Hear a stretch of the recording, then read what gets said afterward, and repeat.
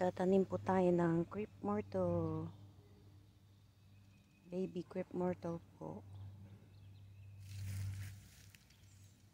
Dito po sa harapan ng bahay. Sana mabuhay. Naglagay na po ako ng butas para sa crepe myrtle.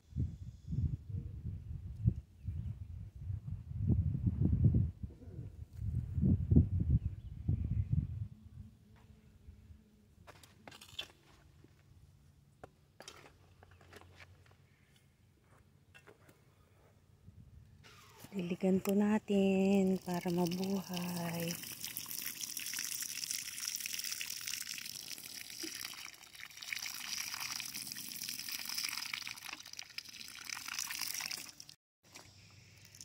Apat po ang aking tinanim.